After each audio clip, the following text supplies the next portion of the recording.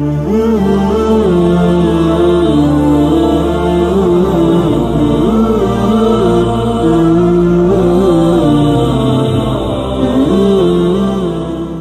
بالله من الشيطان الرجيم بسم الله الرحمن الرحيم إن الذين آمنوا والذين هادوا والنصارى والصابئين من آمن بالله واليوم الآخر وعمل صالحا فلهم أجرهم عند ربهم ولا خوف عليهم ولا هم يحزنون وَإِذْ أَخَذْنَا مِيثَاقَكُمْ وَرَفَعْنَا فَوْقَكُمُ الطُّورَ خُذُوا مَا آتَيْنَاكُمْ بِقُوَّةٍ وَاذْكُرُوا مَا فِيهِ لَعَلَّكُمْ تَتَّقُونَ ثُمَّ تَوَلَّيْتُمْ مِنْ بَعْدِ ذَلِكَ فَلَوْلَا فَضْلُ اللَّهِ عَلَيْكُمْ وَرَحْمَتُهُ لَكُنْتُمْ مِنَ الْخَاسِرِينَ۔ بے شک وہ لوگ آمنو جو ایمان لائے، والذین ہادو اور وہ لوگ جو یہودی ہوئے، والنصارا اور نصارا، والسابئین اور سابئین، من آمن باللہ والیوم الآخر جو شخص ایمان لائے گا اللہ پر اور یوم آخرت پر، وعمل صالحا اور نیک اعمال کرے گا، فَلَهُمْ أَجْرُهُمْ عِنْدَ رَبِّهِمْ پس ان کے لیے ان کا اجر ہے ان کے رب کے پاس، وَلَا خَوْفٌ عَلَيْهِمْ نہ تو ان پر کوئی خوف ہوگا اور نہ ہی وہ غمگین ہوں گے۔ وَإِذْ أَخَذْنَا اور یاد کرو اس وقت کو، أَخَذْنَا مِيثَاقَكُمْ جب ہم نے تم سے پختہ عہد لیا، وَرَفَعْنَا فَوْقَكُمُ الطُّورَ اور ہم نے بلند کیا تمہارے اوپر طور پہاڑ کو، خُذُوا مَا آتَيْنَاكُمْ بِقُوَّةٍ کہ پکڑ لو ما آتیناکم جو ہم نے تم کو دیے احکامات، بقوت مضبوطی سے، وَاذْكُرُوا مَا فِيهِ اور یاد رکھو جو کچھ اس میں ہے، لعلکم تتقون تاکہ تم متقی بن سکو۔ ثم تولیتم من بعد ذلک پھر تم اس کے بعد پھر گئے، فلولا فضل اللہ علیکم بس اگر اللہ تعالیٰ کا فضل تم پر نہ ہوتا اور اس کی رحمت نہ ہوتی، لَكُنْتُم مِّنَ الْخَاسِرِينَ تم بہت زیادہ خسارہ اٹھانے والوں میں سے ہو جاتے۔ سورہ بقرہ کی آیت نمبر 62، 63 اور 64۔ اس سے ماقبل بھی بنی اسرائیل کا ذکر چل رہا تھا اور ان کی نافرمانیوں کا ذکر چل رہا تھا۔ اب یہاں پر جن کا ذکر ماقبل میں ہوا، یہودیوں کا ہوا، کچھ تھوڑا بہت ضمناً نصارہ کا ہوا، اور منافقین، چونکہ یہ اس وقت کے گروہ تھے۔ اس وقت مسلمانوں کے موجودگی میں جو بڑے بڑے گروہ تھے، جو فرقے تھے، وہ ایک تو منافقین کا تھا، ایک یہودیوں کا تھا، ایک عیسائیوں کا تھا، اور ایک مجوسیوں کا تھا۔ اور مجوسیوں کا یہاں پر تو ذکر نہیں ہے، آگے جا کے ان کا بھی ذکر آ رہا ہے۔ اور ایک گروہ سابئین کا تھا۔ یہ بڑے بڑے گروہ تھے جو مسلمانوں کی موجودگی میں تھے۔ یہ تو گویا کہ ان سب کو دعوت اسلام دی جا رہی ہے۔ ان الذین آمنوا یعنی جو بظاہر ایمان لے کر آئے، جو منافق لوگ تھے، جو بظاہر ایمان لے کر آئے ہیں، تو ان کو بھی دعوت تو ہے کہ چونکہ یہ تو دنیا کا معاملہ ہے کہ لوگوں کے سامنے وہ مسلمان ہیں، مومن ہیں، اللہ کے ہاں تو مومن نہیں ہے۔ تو گویا کہ وہ جو بظاہر ایمان لے کر آئے ہیں وہ بھی، اور اسی طرح والذین ہادو وہ لوگ جو یہودی ہوئے، والنصارى اور نصارہ جو عیسیٰ علیہ السلام کے پیروکار تھے، والسابئین اور سابی ایک اس وقت ایسا فرقہ تھا کہ جو جتنے بھی ادیان تھے، مشہور بڑے بڑے ادیان تھے، عیسائیوں کا تھا، یہودیوں کا تھا، یا حضرت ابراہیم علیہ السلام کے جو پیروکار تھے ان کا تھا، تو ان میں سے جو باتیں ان کو عقلی طور پر اچھی لگتی تو یہ اس کو اپنا لیتے، تو ایسے لوگوں کو کہا جاتا تھا سابی۔ تو یہ بھی ایک بڑا گروہ تھا اس وقت۔ تو ان سب کو جو ہے نا دعوت دی کہ من آمن باللہ والیوم الآخر کہ جو شخص ایمان لائے گا اللہ پر اور یوم آخرت پر۔ اب یہاں پر دو عقیدوں کا ذکر ہے۔ عقائد تو بہت زیادہ ہیں، جیسے اللہ پر توحید پر بھی ہے، رسالت رسولوں پر بھی ہے، کتابوں پر بھی ہے، فرشتوں پر بھی ہے، اور اچھی بری تقدیر پر بھی ہے۔ تو جتنی بھی ایمانیات ہیں وہ تو زیادہ ہیں، لیکن ابتدا اور انتہا کا ذکر کر دیا جائے تو باقی سب اس کے اندر آ جاتی ہیں۔ من آمن باللہ، جو اللہ پر ایمان لائے۔ اب دیکھیے کہ بظاہر تو جو یہودی تھے یا عیسائی تھے وہ تو یہ دونوں عقیدے رکھتے تھے کہ اللہ پر بھی ایمان تھا ان کا اور قیامت پر بھی ایمان تھا، یہودیوں کا بھی اور عیسائیوں کا بھی اور بظاہر سابئین کا بھی۔ تو وہ والذین آمنوا جو شروع میں آئے وہ بھی اس سے مراد بھی منافقین ہے۔ تو گویا کہ ان سب کا ایمان تو تھا اللہ پر بھی اور یوم آخرت پر بھی۔ پھر یہ کہا جا رہا ہے کہ اصل میں جو پہلے ایمان تھا نا وہ سارے کا سارا اب ہو گیا منسوخ، کہ جب یہ دین اسلام آ گیا، قرآن آ گیا، تو قرآن نے اعلان کر دیا وَمَن يَبْتَغِ غَيْرَ الْإِسْلَامِ دِينًا فَلَن يُقْبَلَ مِنْهُ۔ اب جو پہلے والے لوگوں کا ایمان تھا اللہ پر اور قیامت پر، اب جس طرح قرآن کہہ رہے اگر اس طرح ان کا ایمان ہے تو پھر تو معتبر ہے، وگرنہ پہلے والا ایمان معتبر نہیں ہے، چونکہ پہلے جو ان کا ایمان تھا ان کا اپنے نبی پر، اپنے نبی کے کہنے پر، جیسا انہوں نے تعارف کروایا، جیسا انہوں نے عقیدہ دیا اس طرح ایمان تھا۔ اور جب حضور نبی کریم صلی اللہ علیہ وسلم مبعوث ہو گئے تو گویا کہ اب حضور پر ایمان اول ہے، دیکھنے میں توحید مقدم ہے، لیکن ایمانیات کے اندر پہلے حضور پر ایمان ہوتا ہے، کیونکہ ہم نے تو آپ علیہ السلام سے سنا، آپ علیہ السلام یہ دین لے کر آئے، تو ہم نے تو حضور کی زبان سے سنا کہ اللہ ہے، قیامت ہے، فرشتے ہیں، کتابیں ہیں۔ تو گویا کہ کہا تو یہی جا رہا ہے کہ من آمن باللہ، جو اللہ پر ایمان رکھے گا، کہا یہ جا رہا ہے حقیقت میں یہ ہے کہ جو حضور کی زبان پر اعتبار کر کے اللہ پر ایمان رکھے گا، وگرنہ تو ان کا عقیدہ تو پہلے بھی تھا اللہ پر۔ تو جو شخص اللہ پر ایمان لایا والیوم الآخر اور یوم آخرت پر، وعمل صالحا اور نیک اعمال کیے، گویا کہ جتنی بھی جگہ، اکثر جگہوں پر آپ دیکھیں گے کہ بہت کم جگہ ہیں جہاں صرف اور صرف ایمان کا ذکر ہے، اکثر جگہ ایسی ہوں گی ان الذین آمنوا وعملوا الصالحات، آمنوا وعملوا الصالحات۔ تو گویا کہ ایمان کے ساتھ اعمال صالحہ بھی بہت ضروری ہیں، اگرچہ محض ایمان ایک وقت ایسا آئے گا کہ نجات کے لیے کافی ہو سکتا ہے کہ جس کے دل میں رتی بر ذرہ بر بھی ایمان ہوگا تو وہ اس کی نجات کے لیے کافی ہے، لیکن کامل نجات کے لیے اعمال صالحہ ضروری ہے۔ تو جس نے نیک اعمال کیے فلہم اجرہم، ان کے لیے اجر ہے عند ربہم، ان کے رب کے پاس، ولا خوف علیہم ولا ہم یحزنون، کہ دو نعمتیں ہوں گی جب ایمان کے ساتھ عمل صالح پائے جائے، صرف ایمان پایا جائے تو اس پر تو نجات کا مدار ہے ہی ہے، لیکن اگر ایمان کے ساتھ عمل صالح بھی ہو تو دو نعمتیں، لا خوف علیہم ولا ہم یحزنون۔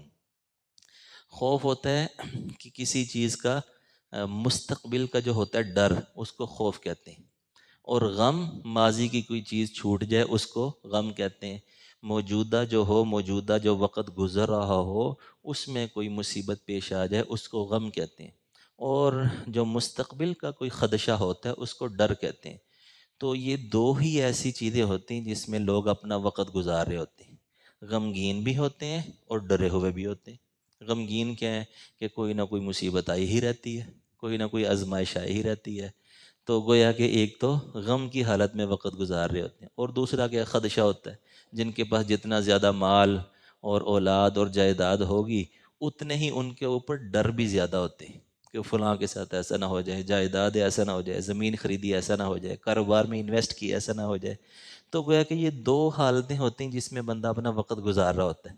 تو جو ایمان والے ہوتے ہیں اور ساتھ نیک اعمال کریں، جس قدر ایمان میں مضبوطی ہوگی، اعمال صالحہ میں مضبوطی ہوگی، یہ دونوں ہی نعمتیں اس کو اسی وقت مل جاتی ہیں، کہ ایک تو جو وقت گزر رہا ہوتا ہے اس میں وہ غمگین نہیں ہوتا، بلکہ اللہ تعالیٰ کے فیصلوں پر راضی ہوتا ہے، رضا بالقضاء، جو مالک جیسے رکھے، وہ قناعت پر بھی صبر شکر کے ساتھ وقت گزار رہا ہوتا ہے، تو وہ غم نہیں ہوتا۔ ملنا تو مقدر کا ہے نا، ہر بندے کو مقدر کا ملنا ہے، تو جب کیا ہوگا کہ وہ رضا بالقضاء کہ یا اللہ تیرا فیصلہ ہے، جس حالت میں تو رکھے میں خوش ہوں، تو گویا کہ غم ختم ہوگا، اور اسی طرح جب غم ختم ہوگا تو پھر جو خوف تھا اس کو کہ میری نعمت چھوٹ نہ جائے، نقصان نہ ہو جائے، اولاد کو، مال کو، جائیداد کو، تو وہ بھی اس پر پھر نہیں رہتا۔ اللہ تعالیٰ دونوں نعمتیں دیتے ہیں، غم بھی ختم کرتے ہیں اور خوف بھی ختم کرتے ہیں۔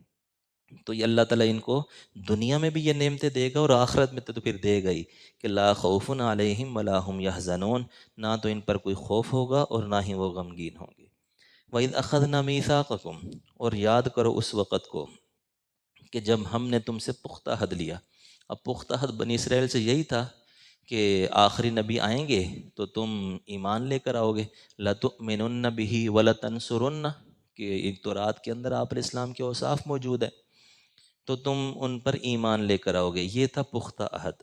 اور دیگر جتنے بھی احکامات تھے جو اس وقت تھے، یہ تو تھا کہ جب حضور آئیں گے، یہ تو اس وقت تھا، لیکن اسی تورات کے اندر باقی احکامات تھے جو اس وقت کے متعلق تھے۔ تو اس میں کیا تھا کہ سب پر عمل کرنا ضروری ہے، یہ پختہ عہد تھا۔ اب یہ پختہ عہد کب لیا؟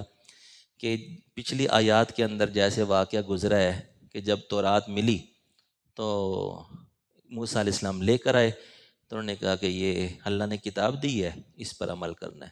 تو انہوں نے آگے سے کہا کہ ہمیں کیا معلوم آپ کہاں سے کتاب لے آئے ہیں، تو لہٰذا جناب ہم تو جائیں گے اور اللہ تعالیٰ ہم سے کہیں، اللہ کی آواز سنیں گے تو ٹھیک ہے ہم مان لیں گے۔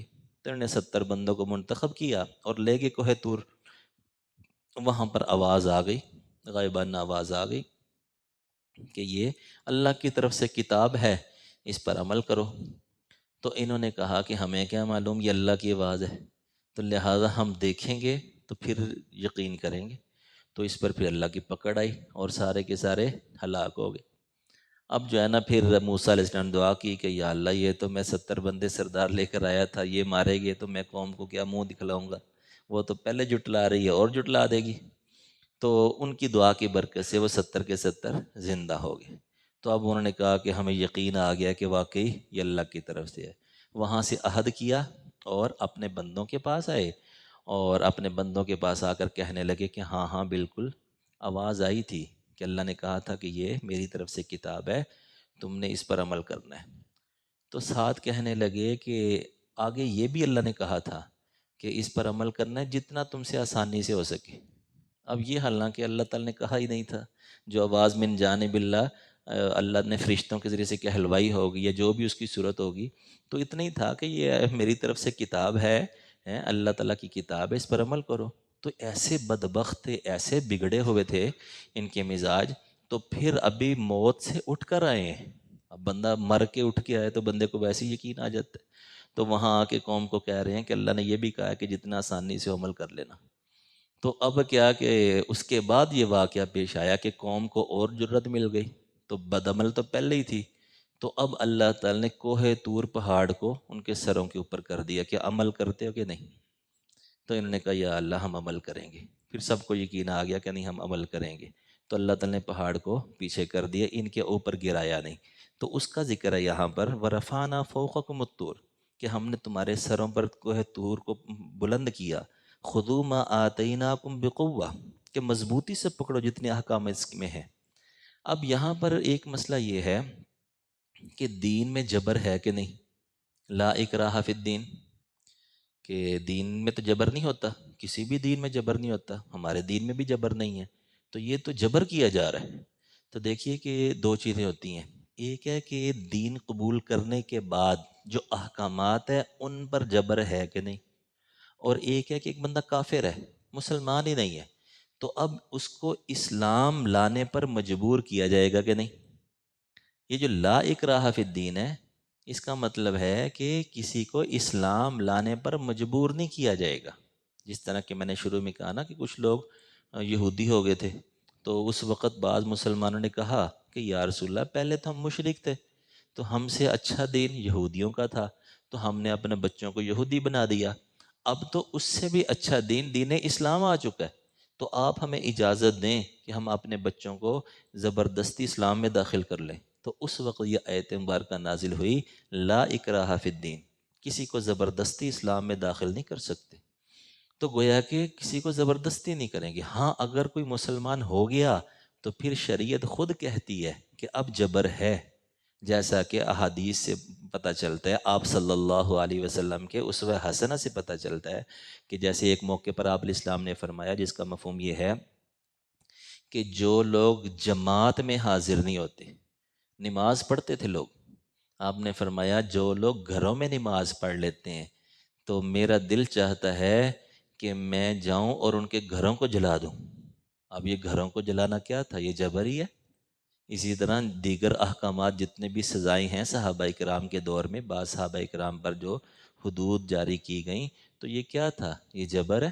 تو آپ علیہ السلام تو خود کر کے دکھایا کہ دین اسلام قبول کرنے کے بعد اب کوئی احکامات پر عمل نہیں کرے گا تو اس پر جبر ہے۔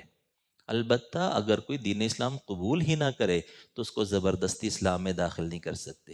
تو یہاں پر چونکہ یہ بنی اسرائیل والے ایمان لے آئے تھے لیکن احکامات پر عمل نہیں کرتے تھے، تو یہ اس لیے جبر کروایا جا رہا ہے، اور یہ بالکل درست ہے۔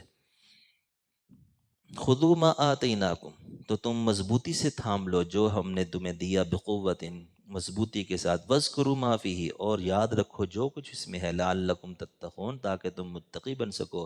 ثم تولیتم من بعد ذلک، اب پھر تم نے کیا کیا؟ اب کوہ طور کو تو اللہ پاک ایک سائڈ پہ کر دیا، وہ تھوڑا عرصہ عمل کیا، اس کے بعد پھر وہی ہٹ درمی جو جیسے ان کی بگڑی ہوئی مزاج تھا۔ تو ثم تولیتم من بعد ذلک، پھر تم بدل گئے، تم نے اعراض کیا اس کے بعد۔ فلولا فضل اللہ علیکم ورحمتہ، اب اللہ تعالیٰ کا اگر فضل اور اس کی رحمت نہ ہوتی، لکنتم من الخاسرین، تم بہت بڑا نقصان اٹھانے والے ہوتے، کہ اللہ تعالیٰ کا فضل ہی تھا۔ اللہ تعالیٰ جانتے تھے کہ امر انہوں نے کوئی نہیں کرنا، اس کے باوجود اللہ نے اپنے فضل سے کیا کیا کہ بظاہر جو اس وقت وہ تھوڑی دیر کے لیے دل سے توبہ کر کے اور احکامات کو قبول کر لیا کہ ہم عمل کریں گے، اللہ تعالیٰ نے وہ تھوڑی دیر کی جو توبہ تھی وہ دل سے تھی ان کی، وہ تھوڑے وقت کے لیے جو توبہ تھی وہ دل سے تھی، وہ تھوڑے وقت کی توبہ کو قبول کرتے ہوئے کوہ طور کو ان کے اوپر گرایا نہیں۔ تو یہ اللہ کا فضل ہے۔ تو اللہ تعالیٰ کا فضل اور رحمت نہ ہوتی تو تم بہت بڑا نقصان اٹھانے والے ہوتے، کہ اللہ تعالیٰ سب کو تباہ و برباد کر دیتا، اور خاتمہ کس حالت میں ہوتا؟ بد عملی میں۔ بد عملی پر خاتمہ ہو تو پھر آگے عذاب ہی عذاب ہے۔ تو گویا کہ یہ بھی اللہ تعالیٰ کا فضل ہے کہ نیکی پر کسی کی موت کا آ جانا، توبہ کرنے کے بعد کسی کو موت آ جانا اور توبہ کی توفیق مل جانا، یہ اللہ تعالیٰ کا فضل ہے۔ اللہ تعالیٰ قرآن پاک کا صحیح فہم نصیب فرمائے۔ وآخر دعوانا الحمدللہ رب العالمین۔